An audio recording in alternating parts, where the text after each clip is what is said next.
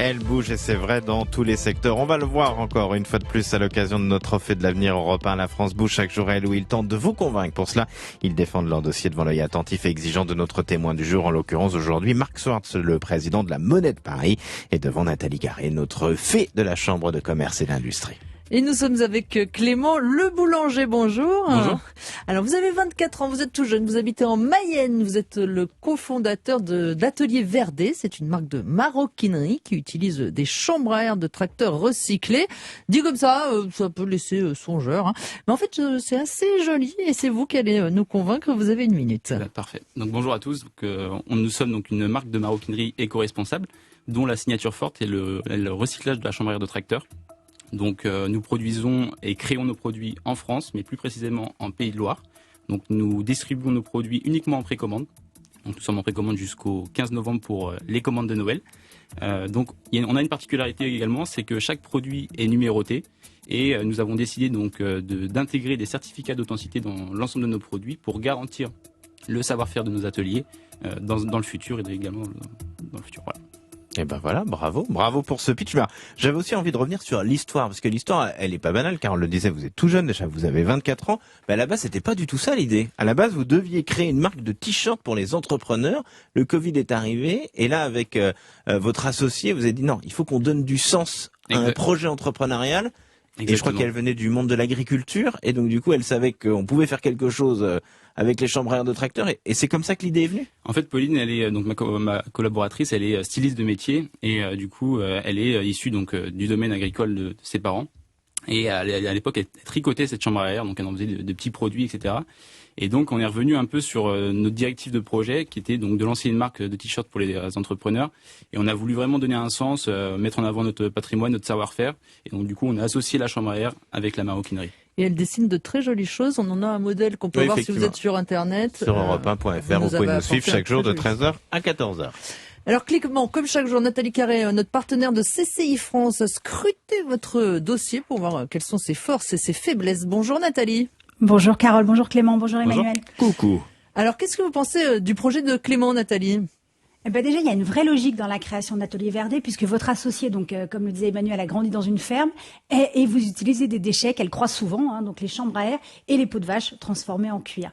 Les sacs sont élégants, ils s'adaptent à tous les styles et sont totalement intemporels. Puis bravo pour le système de précommande pour valoriser le côté édition limitée et éviter la surproduction. Alors, quelques points améliorés et suggestions. D'abord, montrez davantage les artisans qui travaillent avec vous. Montrez toutes les étapes de fabrication de vos sacs depuis le nettoyage de la chambre à air. Plus vous racontez, plus vous créez du lien avec les internautes qui, s'ils achètent pas chez vous, en tout cas se souviendront mieux de votre marque pour en parler à leur connaissance.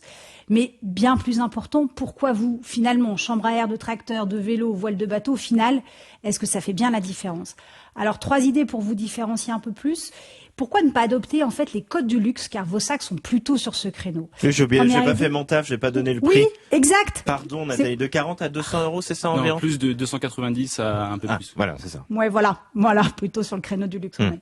Donc première idée, racontez l'histoire de la naissance de chacun de vos sacs sur leur page de présentation. Ajoutez une vidéo, comme vous l'avez fait pour le sac Florence. Expliquez pourquoi ce nom, pourquoi cette forme, pourquoi une numérotation.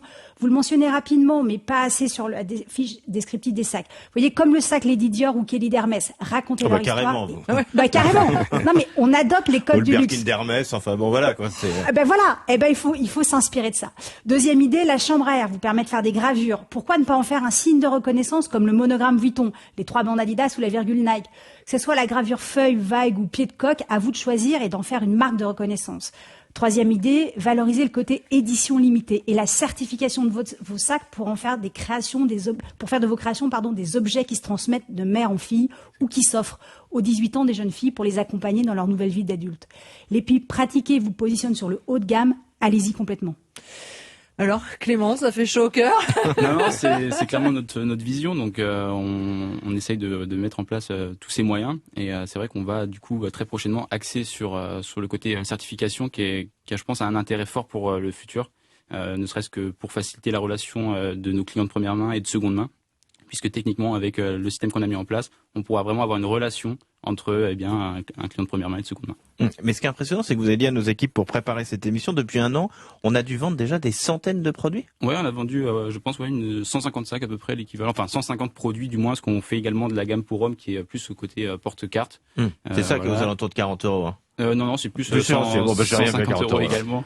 On est vraiment positionné sur une gamme de prix assez... Parce qu'on travaille aussi avec un atelier classé patrimoine vivant, donc on a fort intérêt à mettre en avant le savoir-faire de Vous notre avez atelier. besoin de quoi aujourd'hui?